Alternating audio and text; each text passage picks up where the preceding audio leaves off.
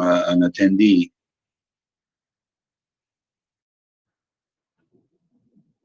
Go ahead, Stephanie. Great. Good morning, everyone. My name is Stephanie Murphy. I'm Vice President of AmCham, Chapter Quebec. It's a lovely July 2nd out there, and we're delighted to welcome you on this beautiful day between Canadian and American festivities.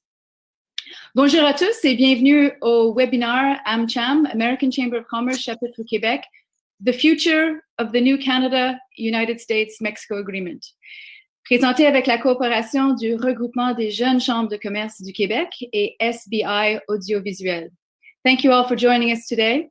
First, a word about AmCham.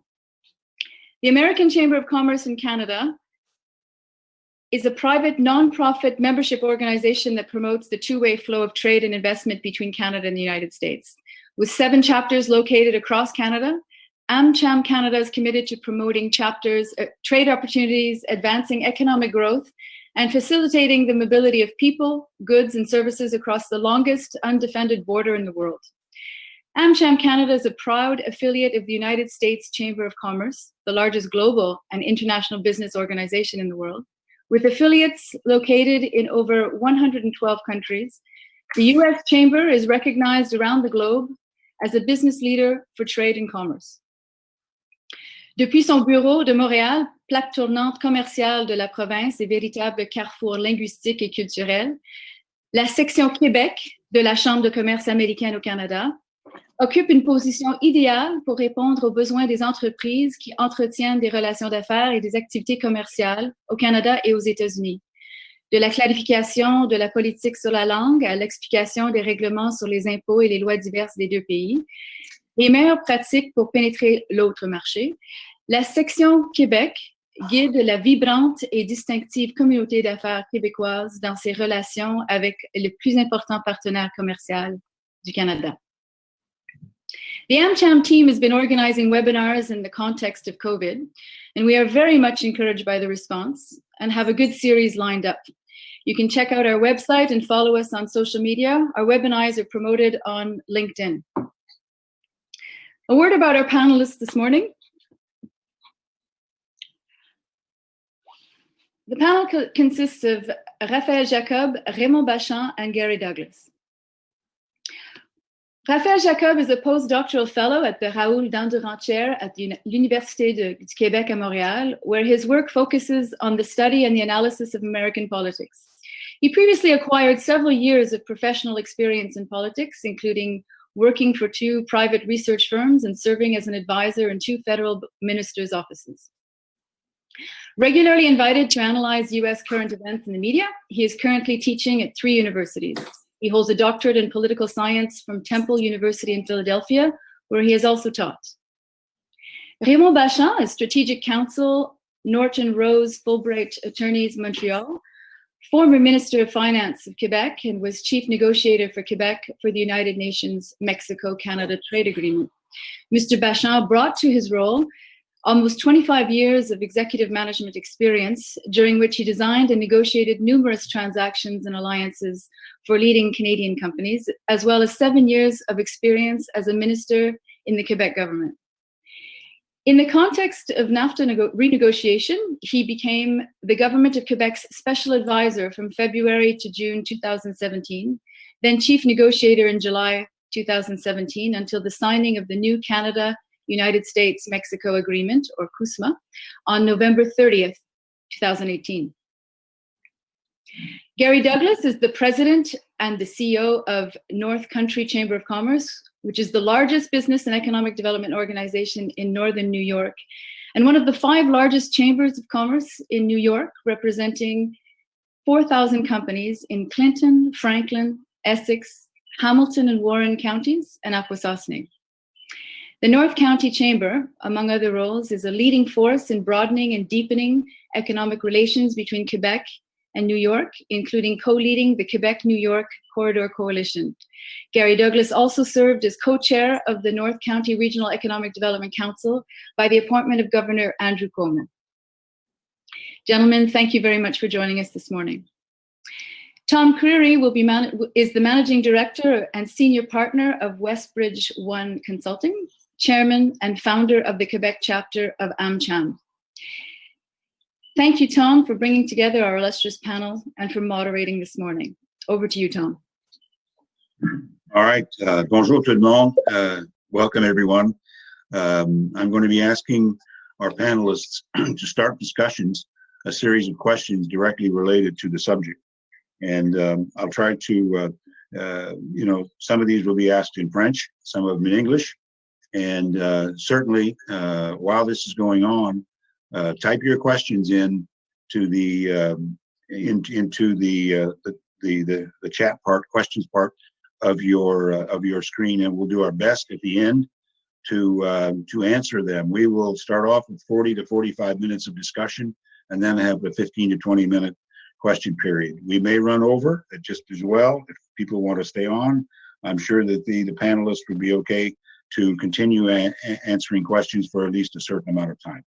But I'll start off right now with the first question for Rafael, and giving a historical perspective to the trade relationship. You know, trade between Canada and the United States is quite a history to it, ups and downs over time, and basically since Canada became a country. Rafael, you can perhaps give a perspective on this. Sure. So the last part is actually key. Ever since Confederation, going back to the 1860s, trade has been an issue. And it has been for the vast majority of Canadian history. It's been a rather contentious issue on this side of the border, on the Canadian side of the border, much more so than on the U.S. side. And interestingly enough, over the course of the 20th century, when there was debate in Canada over trade with the U.S., this partisan split happened to evolve. So early in the 20th century, conservatives in Canada tended to be rather opposed to trade with the U.S., whereas later in the 20th century, especially when we started debating the first formal trade agreement between the United States and Canada, while the conservative, or rather the progressive conservative party of Canada, that then led by Brennan Mulroney, was for it, whereas the Liberal Party at the time was opposed to it. And soon thereafter, obviously, the Conservatives won that election, voted for the first trade agreement, and ever since then, it's been about 30 years or so. Free trade at large, but specifically with the U.S., has not so much been an issue of contention as an issue of broad agreement, both within what we could call the political sphere in Canada, in Ottawa, as well as within the broader population, which is much different than what we see on the U.S. side, in the sense that over the last few decades, trade has become much more contentious as an issue, and has been the object of rather deep debate in U.S. society. Not so much, to be clear, and we can probably come back to that later, but not so much with countries like Canada, but with countries like Mexico, which has made, as Minister Bachand will, I'm sure, attest to, which has made the renegotiation of NAFTA that much trickier. So there's a U.S. Sensibility to trade with other countries that for the last few years or decades, we haven't really lived in Canada in the same way. Okay. We've got this new deal now, came into effect actually yesterday. What are the really key elements of the deal that make it any different from NAFTA as such? Perhaps Garry or Raymond could speak to that. The deal itself, what changes from it? What are the major elements of it that reflect change in the trade regulation? Raymond, maybe you could start with that. Sure. Well, thank you for organizing this, Tom. And can I start just by thanking also the American Chamber of Commerce for the extraordinary job it did over the past 2.5 years in making sure reason prevailed at the end of the day, because when this renegotiation started on emotional issues, of course, the business, labor, cultural, all the communities were just satisfied. I guess the main achievement, and I'll come to your changes, but the main achievement is just maintaining this extraordinary free trade area between the US and Canada. Let's speak about this. It started by President Reagan and Raymond Bachand more than 30 years ago, expanded to NAFTA. And just this is one of the largest free trade, which means no tariffs, no barriers, some quotas a little bit, and maintaining it in its essence is the major achievement that we've all achieved. Now there is modernization also, not only maintain modernization. For example, the automobile chapter is very important, I would say, for Canada and the US, because basically it's going to stop the erosion of all the automobile manufacturing to Mexico by increasing the regional content from 62 to 75%, by increasing the compulsory regional steel and aluminum requirement at 70% aluminum. That's very good for Canada. And 40% of the labor content of a car or truck has to be at least at $16 an hour. So that's going to stop the erosion, and the contents of the automobile. Also, technology now counts in the rule of origin. So that's also good for the United States and Canada. So that's a major, major achievement. The labor chapter, I think, is a major achievement also. It was very important for Union France, the United States, and in Canada, making basically striking down the protective collective agreements, so-called collective agreements in Mexico in 2 seconds, basically. In Mexico, where if you were a German manufacturer, you wanted to invest 300 million, negotiate with the minister your grants, and then say, by the way, and sign a piece of paper, and that was the collective agreement in place, signed between the government of Mexico that did the work or not. All collective agreements in Mexico will have to be submitted to a vote in the next 5 to 7 years or something like that, and the beginning of labor democracy, because free trade must be fair, and fair trade is not fair if the rules of the game on environment or labor are not similar or minimal in each country. And we'll go, Tom, I'll leave space, but the labor chapter, there's an environmental chapter, and there's technical also facilitation of trade that comes in this new agreement. Okay, there are advantages for Canada, but Garry, what are the advantages? What are the benefits for the U.S. in your perspective for this deal? Greetings from Plattsburgh, Montreal's U.S. suburb. We look forward to hopefully the not too distant future we get to go back and forth and see each other in person again. We all miss one another. We miss seeing all of our Quebec friends being down here this summer. I would refer to the Hippocratic Oath, which begins, first, do no harm. I think given the political dynamics around the negotiations for CUSMA or USMCA, really hearken to that, because there was such an opportunity for mischief and harm, given that the largest party in the three-party discussions really doesn't believe in trade at the present time.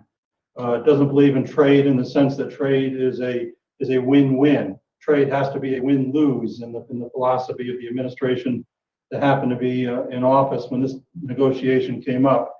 So there was great opportunity in the discussions for a lot of harm to be done, up to and including the potential, as we recall, of threats that, well, if we don't get our way, if we don't have an agreement by such and such a date, if we don't like what's coming out of these discussions, I'm going to terminate NAFTA. And that already put us in the negotiating phase through periods that we all saw of heightened uncertainty and unpredictability about what was going to happen. It froze investments. It froze decision making. It was, I'm thinking about doing that plant in the other country. I'm thinking about using that new supplier and thinking about investing in that new equipment to build my presence in that market. But what I'm hearing, maybe I'll just wait. And we really saw that to a degree we had never seen before. So the greatest asset, frankly, for the U.S. and I believe for Canada as well, that Raymond referenced, was getting back to stability and predictability.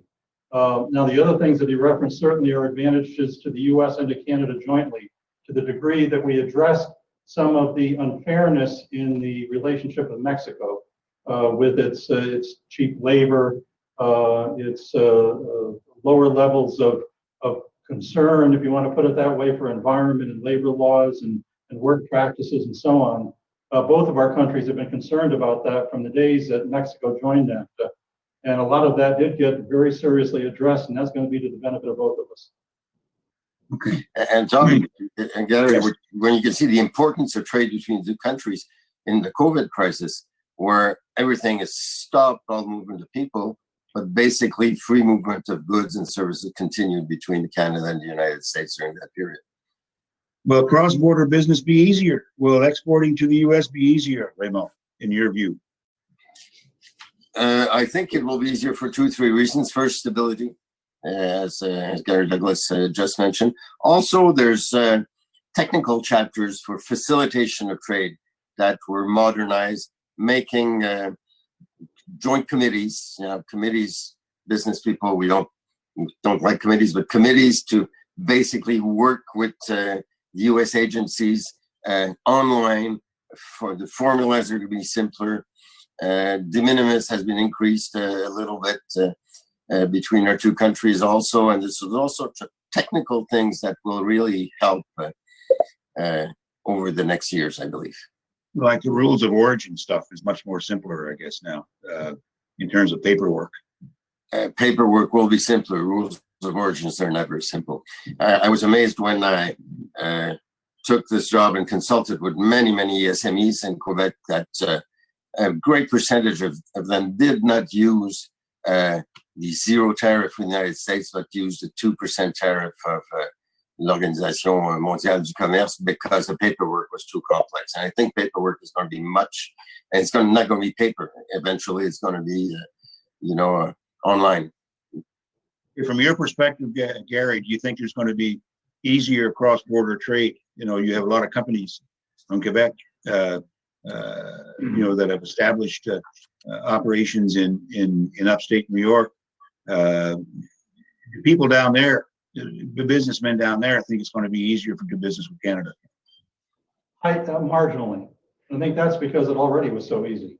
90% of what was happening between the U.S. and Canada, while the media and our governments often focus on the 10% of things that weren't part of the agreement, softwood lumber and those issues would always be the things that would rise up and kind of distract the attention, while 90% went on very easily and very simply and very efficiently. So really marginal improvements in some areas, the reporting requirements, the certificates of origin, that's been simplified. So it's going to be easier to do some things. Everybody needs to make sure they know how to do the new things because compliance starts immediately. So if there are any listeners who haven't talked with their customs broker since last week about how some of the different nuances and different reporting requirements function, they need to get up to speed on that very quickly. The sectors, even within NAFTA, that were complex continue to be complex. Textiles is a prime example because of Chinese components that may go into the making of apparel and those things. So the things that were easy are marginally easier. The things that were difficult remain difficult. Okay. Il y avait l'affaire de l'aluminium récemment, là, depuis 2 jours, qui est soulevé.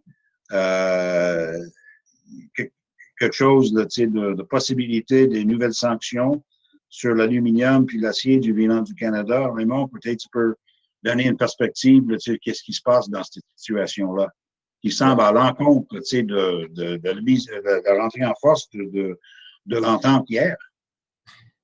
Sujet en français, Tom, ou en anglais? Oui, bien sûr. En français. Mais ce qu'il faut comprendre, c'est que même dans les plus grandes ententes de commerce et de libre-échange, un pays a toujours le droit de mettre des droits compensatoires s'il pense que l'autre pays fait du dumping ou des subventions illégales et donc brise les règles du jeu. Alors, on ne réglera pas, entre autres le bois d'œuvre, qu'on gagne toujours en arbitrage ultimement, mais mon Dieu que ça fait mal. Et là, l'aluminium et l'acier, les tarifs avaient été élevés, mais il y a une compagnie américaine qui a fait plainte au département du commerce, et c'est la même qu'à l'époque. La plupart des grands producteurs américains ne veulent pas ce tarif-là, évidemment, le Canada non plus. Alors, les discussions sont en cours, mais au cours des 18 prochaines années, on ne sera pas à l'abri de mesures protectionnistes. Maintenant, si elles ne sont pas justifiées, comme on a gardé les mécanismes de règlement des différends, ben on va finir par gagner à ce moment-là. La grande inquiétude sur l'acier et l'aluminium des Américains, puis une partie à raison, je dois dire, c'est toute l'importation chinoise qui passe à travers le Canada et le Mexique, puis qui rentre aux États-Unis. Puis là, je vais charrier, là, mais en peinture. Tu sais, tu rentres, tu le peintures d'une autre couleur, puis tu dis que c'est un autre code de produit, puis c'est un produit canadien. Ça, le Canada avait une meilleure job à faire, s'est engagé à le faire, a engagé beaucoup plus de ressources pour faire des inspections et s'assurer que quand on dit qu'un produit est canadien, il est canadien. Okay. Ah, mais est-ce que je peux ajouter quelque chose à ça, s'il vous plaît? Oui, bien sûr. Non, juste enchérir, parce que tout ce qui vient d'être dit est absolument vrai et important. Et je crois que lorsqu'on parle des tarifs d'un côté, des droits compensatoires ou des taxes douanières, peu importe comment on va appeler ça, d'un côté, et le nouvel accord de libre-échange de l'autre côté, il ne faut pas mêler les deux éléments.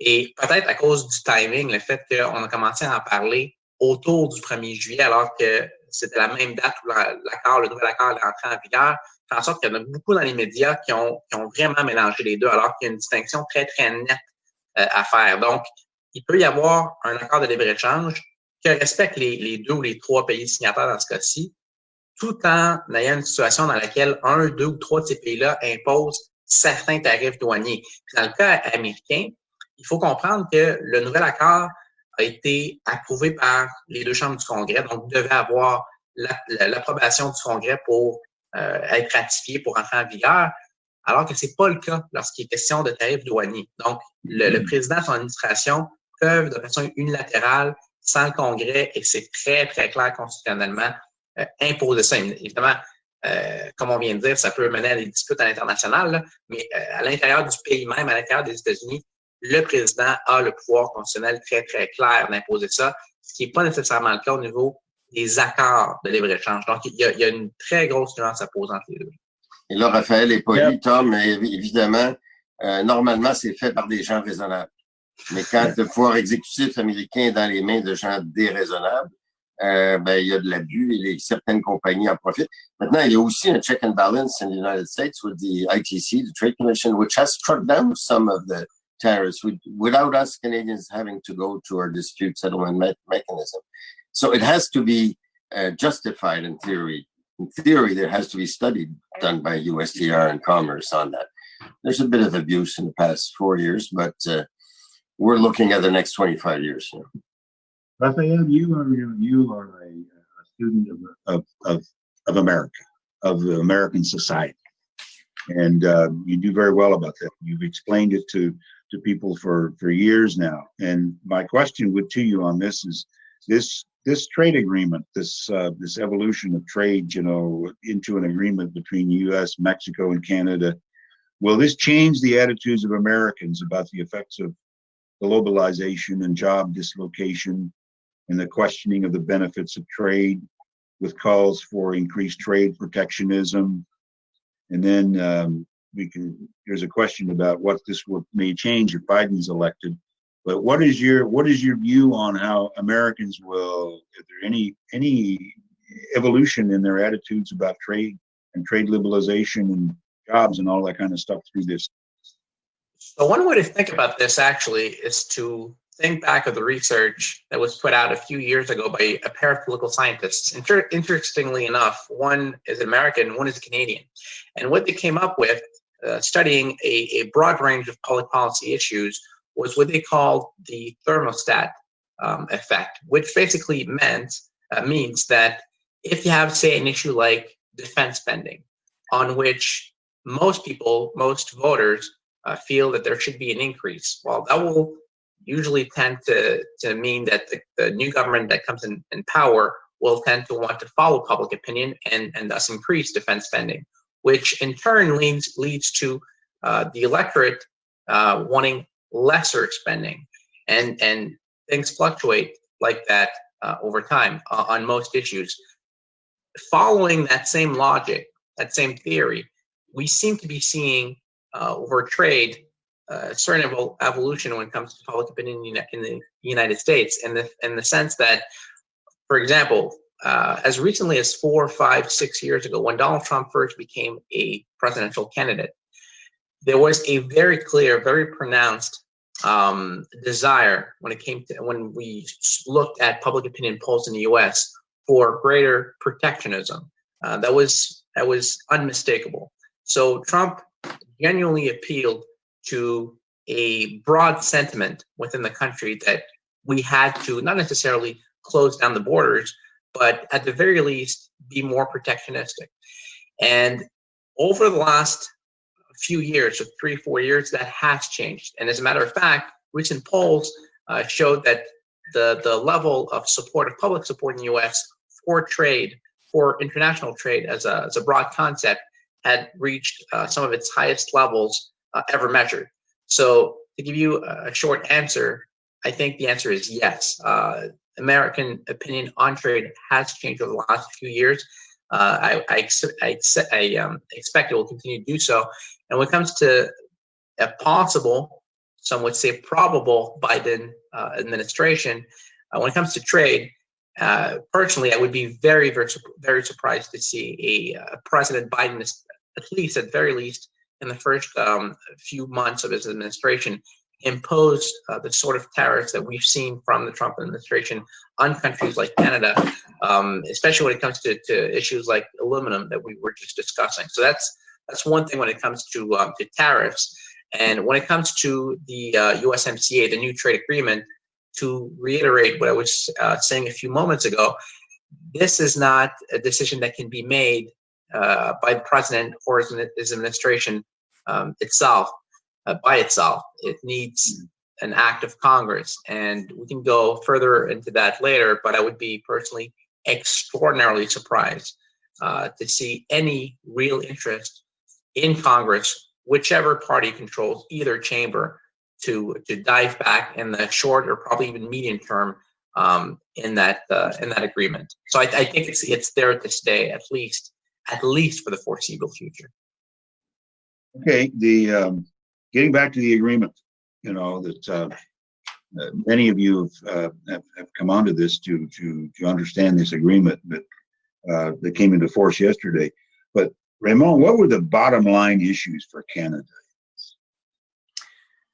in this negotiation? Bottom line issues were, on top of just maintaining NAFTA, as we say, but there were a few bottom line issues which, all the Canadian society, which really held together. That was this big strength of Canada, bringing all political parties and all business groups, basically, with unions together. And there was no partisan politics, but bottom line dispute settlement mechanism, which was a bottom line issue between Reagan and Mulroney over the years. But that we would not have signed without a dispute settlement mechanism, because that has proven over the years, with about half the decisions favoring the U.S. companies, half the decisions favoring the Canadian companies or the Mexican companies.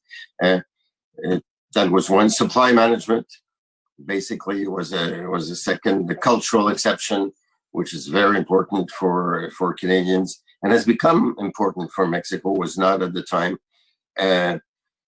Temporary entry, which nobody talks about, but we're the only countries basically that can come in the U.S. with these working visas. Let's call them the NAFTA visas, CUSMA, I don't know, they've changed names right now, which is very, very important for businesses and to bring their engineers, their specialists, things like that, especially when you have investments. And so there was the bottom line issues. Now the wish list did not really get, basically, can we have a Buy North America attitude in Washington and get that in the treaty? Of course, that did not happen. But in our wish list of the modern trade agenda, labor provisions, equality of people and of genders, there's provisions on that, basically.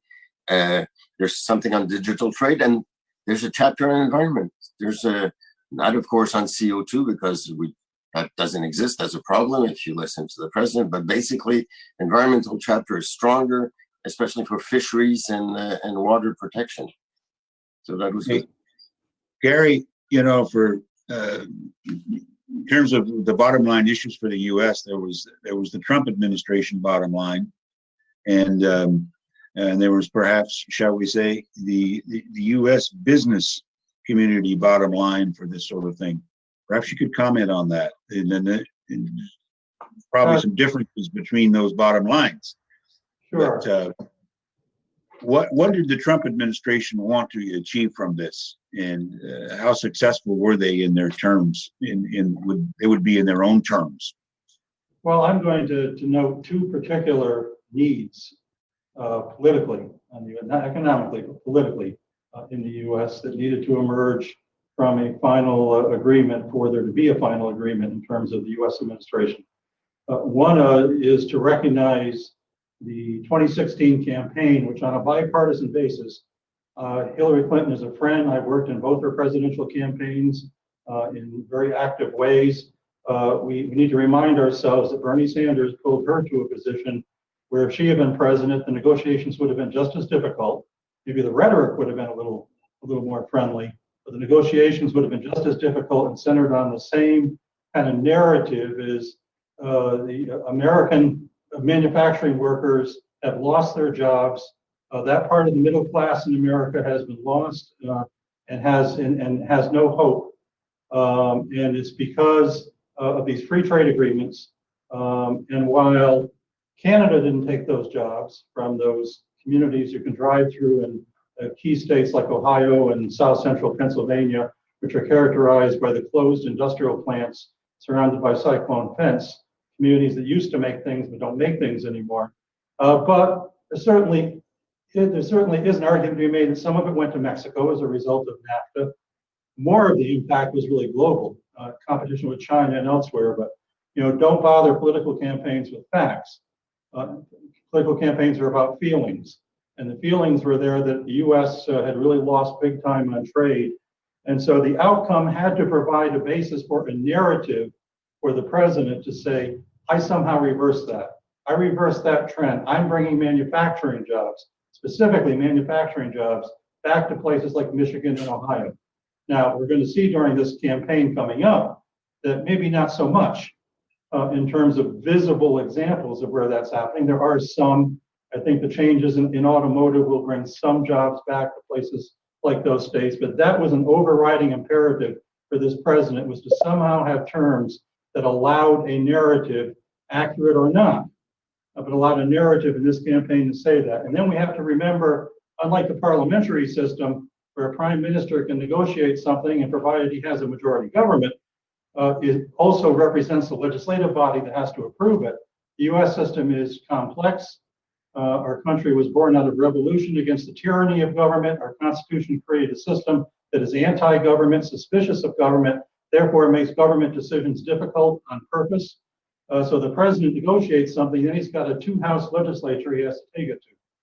And so here, that's an important part of the dynamic. And there were some key things early on that key legislators like Senator Schumer from New York staked out there as absolutely politically necessary, which was, for example, progress on dairy. There had to be the ability for folks like Senator Charles Schumer to be able to say, this agreement made progress and opened up the Canadian market to more dairy sales. Otherwise, there couldn't have been agreement, there couldn't have been ratification of the agreement. And Garry, you're right. From our point of view, we quickly understood that basically automobile was the winning point for the president. But after he signed with Mexico, there's one thing we understood as Canadians when we had all our bottom lines, that we had to give a little bit of milk. He had to have a victory on that and have a few percentages of milk, which we had given to the Americans under the Trans-Pacific. So we did to make a deal, we had to do that. We have a comment here, a question from someone south of the border, actually, who in your side, Garry, who's who's a question about the Americans' belief that this will represent fair trade. How do you feel about that? Is this going to, shall we say, meet people's expectations of fair trade with Canada and Mexico? Well, I'm going to be very frank, as either an old has-been or never was politician. Trade is almost zero in the consciousness of American voters. Almost zero. They don't think about it, except occasionally if they know somebody that worked at that factory that closed, and it's because some of those jobs went somewhere overseas. Then it becomes part of their consciousness. But beyond that, unlike, I think, the Canadian public, which has always been much more of a trade thoughtful nation, is a large geographic country with a small population, with an economy that is very export driven. The U.S. population, if they think of trade, they only think of it in negative terms, and I don't believe that's changed. Okay. And I think if we think of lessons learned, okay, why did we succeed in this negotiation? Because, there's 9 million Americans that work today because the products or services are sold to Canada. It's 10, 12 million when you put Mexico. But nobody, and Garry, you're right, nobody knows about it. People see the truck leaving the plant. It's Federal Express, it's a UPS. They don't know it's going to Canada, and their jobs depend on that. And the extraordinary job done by both Federation Chambers of Commerce, the American and the Canadian, but in the United States, city by city, plant by plant, representative by representative, to say, hey, you've got hundreds of jobs in this county, in this state, that depend on trade. And I guess in the future, we're going to have to not sleep for 25 years like we've done. We took it for granted, and we've got to continue that. And that's one of the big lessons learned. Continue being, as Canadians, present with the American Chamber of Commerce in the states, in the cities, in the counties, so that at least if trade is not important for an American, but that Canada increases a little bit its level of visibility. Yeah, I want to say, okay, go ahead, Garry. one of the things that U.S.-Canada relationship had 20 years ago that it doesn't have to anywhere near the same degree anymore as champions. 20 years ago, Daniel Patrick Moynihan in the U.S. Senate was an absolute champion of anything in the U.S.-Canadian relationship. If any colleague in the Senate talks stupid about the U.S.-Canada economic relationship, he would be on the floor and he'd be talking it down and addressing it. Senator Spence Abraham from Michigan, same thing. There are no champions in the U.S. Senate anymore. They're ad hoc champions who will, on this issue or that issue, you can get them on side, but not real committed champions. And in the House, there aren't many either. We thankfully have nurtured one here in the North Country of New York, Congresswoman Elise Stefanik, who is a real rock star champion. But we need 20 more of her in the House, and we need at least a couple in the U.S. Senate. And it's very difficult for a politician to tell his people, I'm fighting for Canada, because basically that's not good, but basically she or he's fighting for the jobs in her county and that depend on the relation with Canada. Yes. Energy, and we've got a lot of subjects, Tom, that we can That's right. pitch in. That emotional relationship. Of course, there's NORAD, there's the automobile, the unions. Some of the unions, the steel workers, are U.S. Canadian unions. There's an agreement that was signed, was it last week or 2 weeks ago, on the critical supply chains for critical materials between our two countries. Of course, it's the interest of the U.S. They need these critical materials, but it's in our interest also. Energy security. There's 30 electrical lines transmission lines between Canada and the U.S., 70 pipelines, but it's all taken for granted. So that is our job to our friends listening to us for the next 18 years. Looking at the future here, all right, do you feel this will be an enduring agreement, or will be subject once again to clawbacks and special protectionist measures from industry sectors like in the past? We've seen the droit compensatoire on the aluminum and steel, but will this be still part of the environment? Will there be subject to attempts at clawbacks and special protectionist measures from industry? I have a view on that, but I'd like to have yours. Rafael. I would say yes. I would say both, actually. It kind of goes back to the one of the earlier points I was making, which is I am fairly confident the agreement is here to stay for at least the foreseeable future. At the same time, I do think there's, depending obviously what happens in November and in terms of the U.S. side of it, there's at least potential for clawbacks or attempted clawbacks. Now, that's only when we talk about the U.S.-Canada relation. When we throw in Mexico, I think there's a major component that has not been discussed yet this morning, and which has to do with labor relations within Mexico, which we have to realize as Canadians was the most important issue when it came to the ratification process in the U.S. Because let's go back in time for just for a moment here. The agreement was signed in the fall of 2018, and it was only ratified actually just a few months ago. It took a very long time to ratify, and the problem wasn't in the Canadian Parliament or the Mexican Congress. It was in the U.S. Congress. And obviously there was a host of issues, but by far the most pressing, the most problematic, I should say, was the issue of labor relations in Mexico. And on that point, I do not know what the future holds, because for the House Democrats, which had the majority in the House of Representatives in the U.S., for them to sign on to the agreement, Mexico basically, obviously I'm going to simplify things for the sake of time here, but the Mexican government had to agree to pass new and fairly harsh, at least within Mexican standards, fairly harsh new controls when it came to labor protection. And the problem is that it has since been challenged in the courts in Mexico as being perhaps unconstitutional. We do not know for now if the Supreme Court of Mexico, and there was an article about this in the New York Times just a few days ago, whether or not the Mexican court, the Mexican Supreme Court, will throw it out or not. If it does, we have no idea what the implications are for the new agreement, but it could really throw a monkey wrench into this whole thing. So I think there's much uncertainty in the short term when it comes to the Mexican labor relation component, which is key. So I do think the agreement is here to stay. I do think there's a potential, especially if the president should be reelected, for tariffs on certain materials to be imposed here and there. But I also think that there's another potentially very significant lurking issue, which is that of labor relations in Mexico. Okay, coming back to Canada here. I worked in Ottawa during the time of the original negotiations of the North American Free Trade Agreement in the U.S. and Canada.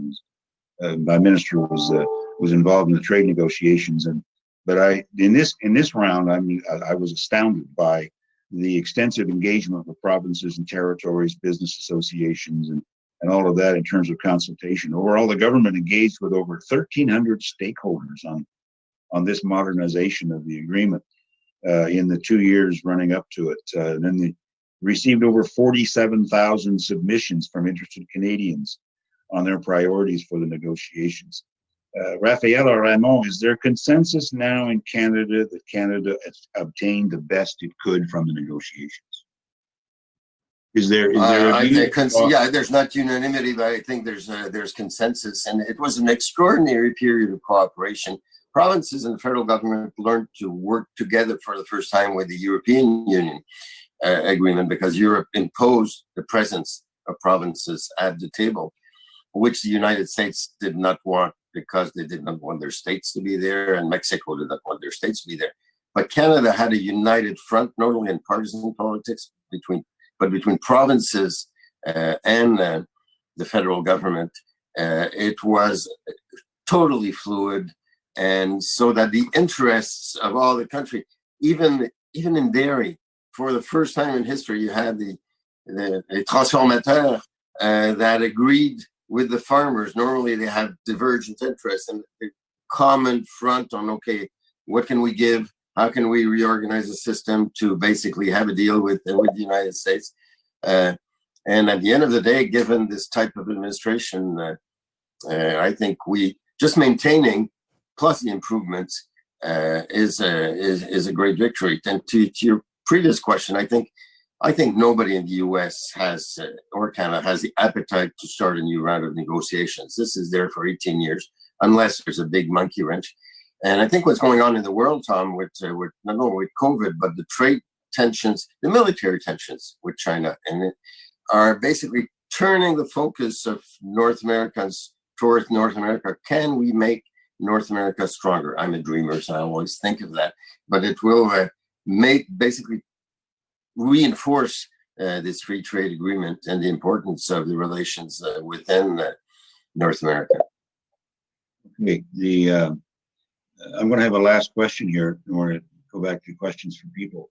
But in terms of what do you think are the lessons learned here, and how can we avoid, shall we say, how can we avoid trade controversies and maintain good relations in the future? Lessons learned for for Canada in this, for Quebec, and then I ask for perhaps a perspective on this from Garry about lessons learned for the Americans. I just want to make one comment here that Americans may feel this is more free trade involved, but the thing is, over the 16 years of NAFTA, there's manufacturing increased tremendously in the United States, but it was all the increase happened with robotization, mechanization, and there were tremendous job losses. So, in overall this context, what are the lessons learned in this situation? Raymond, perhaps you could respond. I'll be very quick and philosophical, and it's like in your personal lives. Never take friendship for granted. If you don't nurture your friendship, and if you don't talk to your friends for years and years and years, at the end of the day, if something happens, the friendship is eroding away. So the lessons learned is that what we've done in the past 2 years and bringing back the business community, the union community together and to speak to each other and realize that it's important, even though it's not in the political polls. We've got to lesson learned. Let's keep that alive. Let's keep our presence of the Canadian government in Washington, going back to the Congress, the committees, and what the embassy has done during that, and for the provincial governments going back to the governors and the state being present at the governors' conference and things like that. We've got to keep that. And of course, I'm worried that it's probably, once the problem is settled, you go back to your old habits. The lesson learned is we've got to nurture the friendship. Hey, Could I add something to that, Tom, really quickly? Go ahead. Yeah, no, and I agree with all of that. The one thing I would add, which might go a bit against the grain, because obviously we tend to focus on the differences and the disagreements and the controversies, is that one thing I think we should keep in mind is that the U.S. trade relation has no parallel, not only today, but probably over the course of human history, in terms of the strength of the association, the significance of the association for both economies. It's unparalleled and extraordinary and enduring. So I would keep that in mind. I could add to what Raymond had to say, and second, absolutely. Our good friend Robbie Thomas, the current U.S. Consul General of Montreal, who's going to be moving on in a few weeks, unfortunately, but he's done great service there. I've heard him say several times that what characterizes and what will sustain and build the U.S.-Canadian relationship isn't the two governments. If it were between the US and Bulgaria or Canada and Thailand, it would be about the governments. But it's between the peoples. And the natural and long-standing historical connection, people to people, between Canadians and Americans, and on the ground, chambers to chambers, organizations to organizations, businesses to businesses, who have really fashioned the relationships that will have the greatest opportunity to drive the agenda in the right ways, to correct the mistakes when they're made and address why they are mistakes. We continue to see that being more important than ever, particularly with so few champions in our U.S. Congress, but really for one, I would argue. It needs to happen on the ground. It does happen on the ground. I think the Quebec-Northern New York relationship is a real model, as is out in the Pacific area, between the Vancouver and Seattle areas. There's a very strong structure of relationship there. Other areas are a little softer.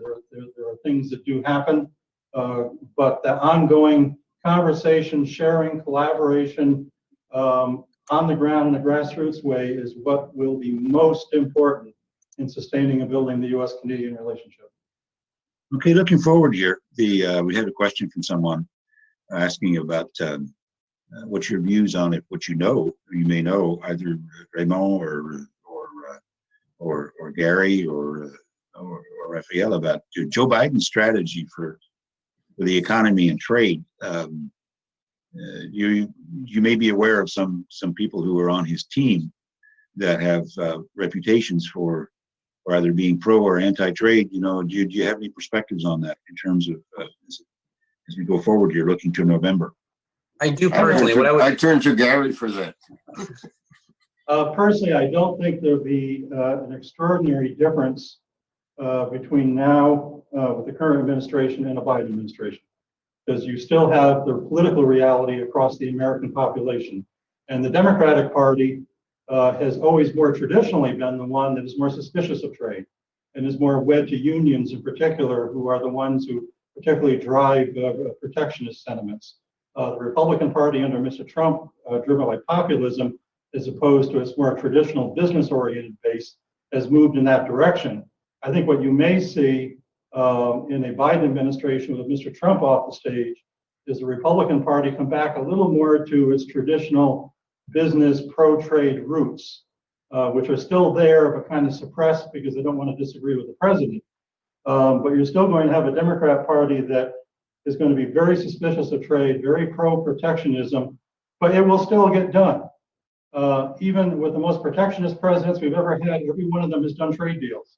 Because in the end, the overwhelming arguments that it really is good, oh, it's a secret. I can't say this in public, but I really do understand that it's important, it's a good thing. So they do manage to get done. President Clinton did deals, Ronald Reagan did deals.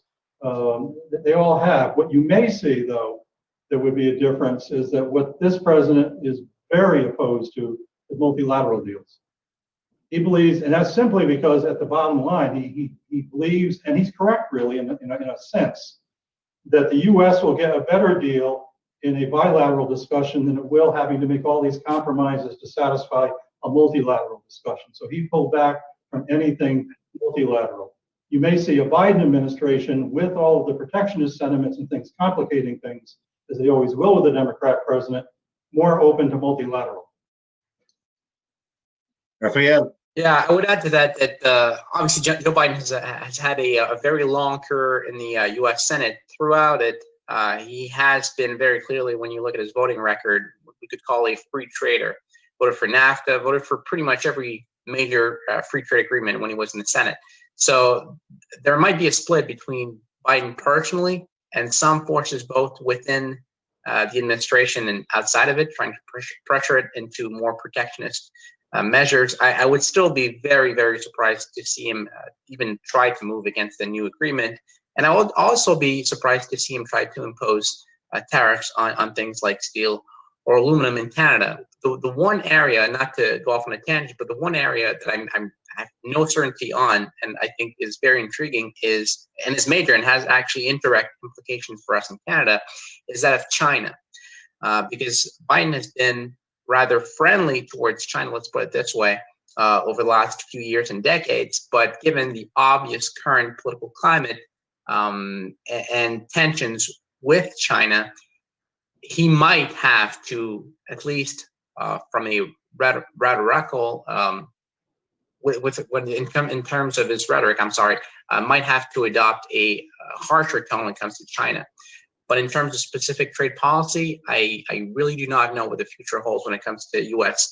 and China if Biden were to be elected. And obviously the implications for all of us are huge. And Tom, one thing we didn't talk about in the past meetings is even if President had tried to withdraw from NAFTA, I personally think, and all my information is that Congress would not have gone along, whatever the partisan line, whatever the rhetoric Congress needed, it might have gone to the Supreme Court to have a vote, and it would have kept NAFTA. What could be interesting, Gary, one of your remarks on multilateral deals, if you look at the tensions with Russia and the tensions with China, maybe the Democrats will revive the European Union discussions. And this if you look at the global planet, if we have 1 billion people here in Europe and in North America, can we, if we're stronger to them? Now, Canadians are a big advantage right now because if you set up your plant in Canada, you've got access to the United States, access to Europe with our deal, and access to Trans-Pacific countries. But at the end of the day, if Europe and Canada and the United States, or Europe and CUSMA with Mexico, had a free trade area much stronger, our global economies, and it's like-minded people, we think alike, basically, ideologically, this would create a more productive and safer world. You would see an opening to those kind of multilateral things to the EU, to Trans-Pacific, on climate change, all of the things where the president is suspicious and opposed to multilateral entanglements. You'll see a return to the table. And then we would see what would happen, but you see an administration that would return to those discussions and those tables. There's a lot of uncertainty going on here until November, what's going to happen. But I remember a few years ago when Europe was opening up towards viewing Canada as the gateway to North America, and with the prevailing sort of, shall we say, protectionism in the United States and attitudes about making it difficult for people to do business with the United States. Do you feel that Raymond or Rafael, Canada can be viewed again with this new trade deal as a gateway to getting into the U.S. market?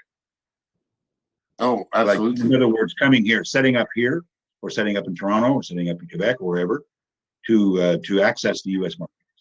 Look, let's exaggerate the example, but if you set up in Canada, in Quebec and in Canada, and have 100% Canadian content, okay, as rules of origins, doesn't happen, but let's say for the example, then your European content, your North American content, and your Trans-Pacific content, or there's a new name, it's not Trans-Pacific, but all these countries, Australia, New Zealand, things like that, which is unique. Mexico has a similar situation, not totally as fluid.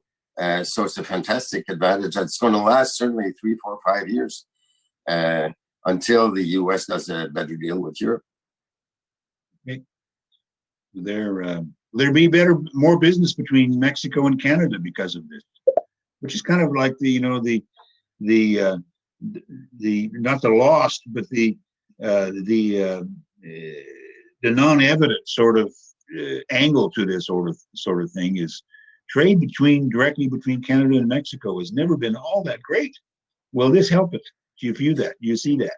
It will help it, but the natural trade flows and the natural economic of things make it more marginal between our two countries just because of physical distance. But you got companies like BRP, Bombardier Produits Récréatifs, who have plants in Valcourt in the United States, in Mexico, and products flow around Bombardier also, and from the Pacific coasts for our BC and Albertan friends, it's closer and easier to trade flows with Mexico.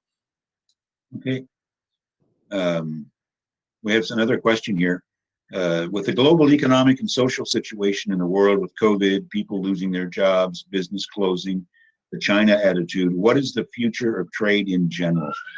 How do you view the future of trade, international trade, world trade? Will it be contracting, or will it continue to expand?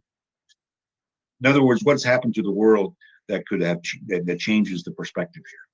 I'm personally not sure we can give a general answer. I think it's a specific case by case answer. So I think, as I was alluding to a few moments ago, there is a major difference between trade between the U.S. and Canada, or even trade between the U.S. and Mexico, for that matter, right now, and trade between the U.S. and China. And when it comes to China, I would be really curious to hear what my colleagues have to say, because I really don't know whether Trump or Biden wins in November. I have no idea what the future holds, because obviously there's the trade component. There's also the more broadly speaking diplomatic component, and let's be honest, there's a military component to it as well, maybe in the shorter or even longer term. So the whole China thing makes it very, very unpredictable. But I'm not sure the same argument, actually I'm pretty sure the same argument does not apply to the U.S.-Canada trade relations. So when it comes to COVID or the economic crisis that we're going to go through for probably the foreseeable future, I do not see it as having a major impact on our trade relations between our two countries.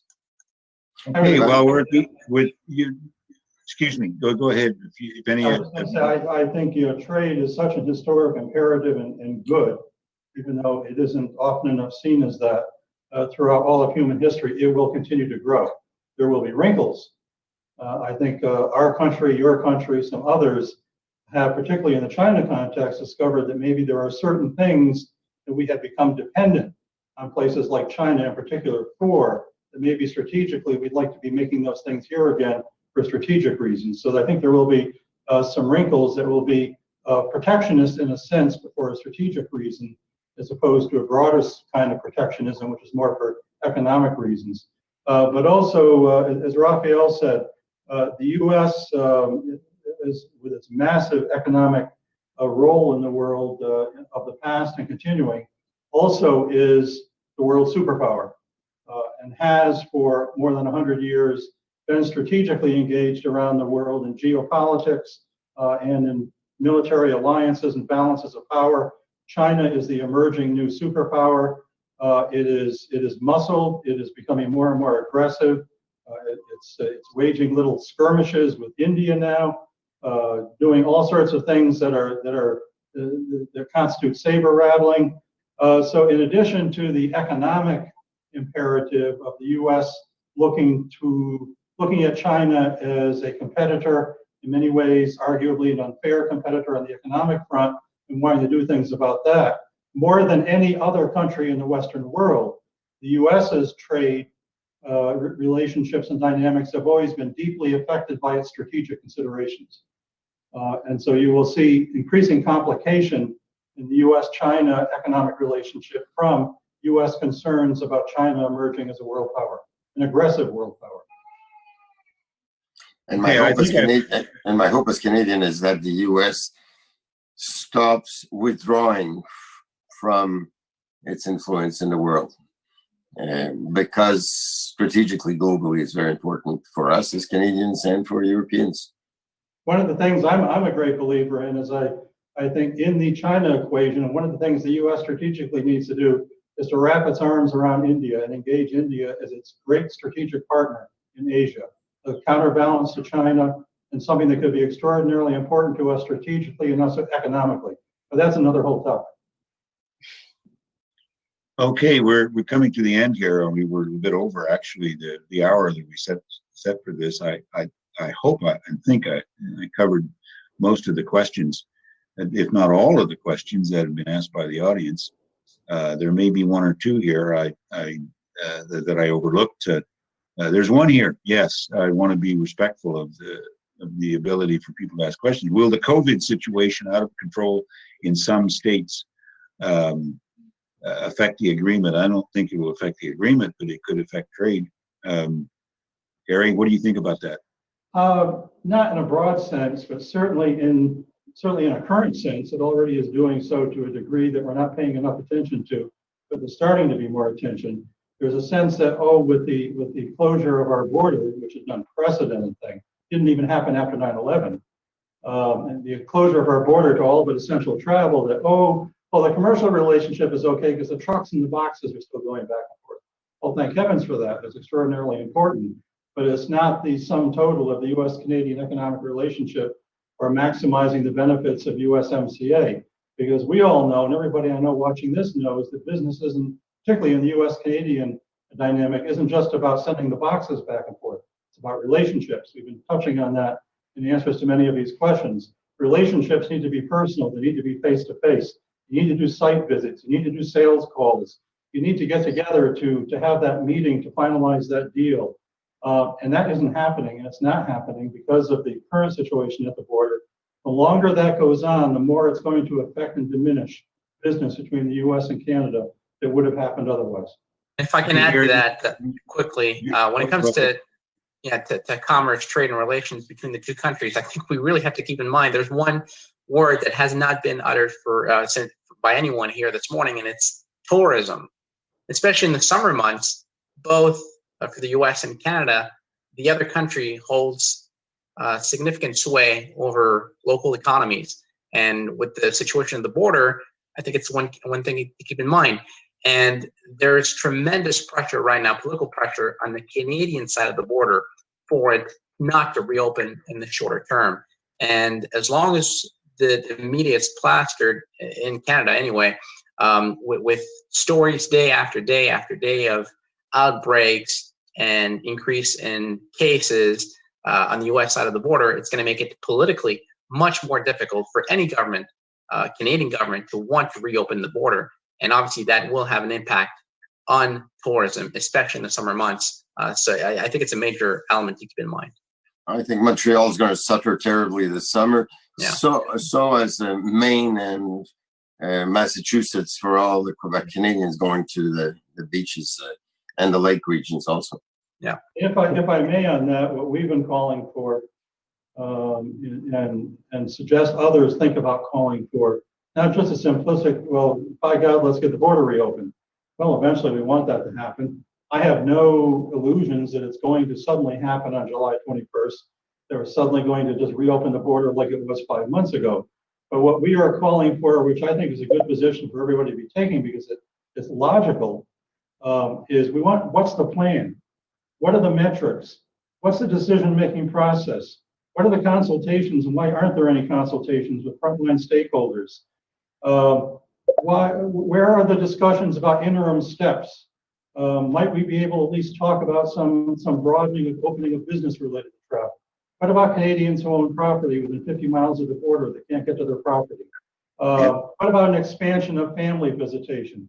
If we could, in the run-up to July 21st, be at least starting down the road, broadening some of the definitions of essential travel and start to rebuild, that would be good. My fear is that isn't happening, and we're stuck in a simplistic, politically driven decision mode that's going to continue to have 30-day extensions of an overly simplistic decision.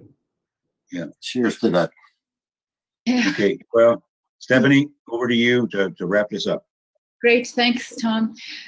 Rafael Jacob, Raymond Bachand and Garry Douglas, votre participation a été fort appréciée aujourd'hui. Merci.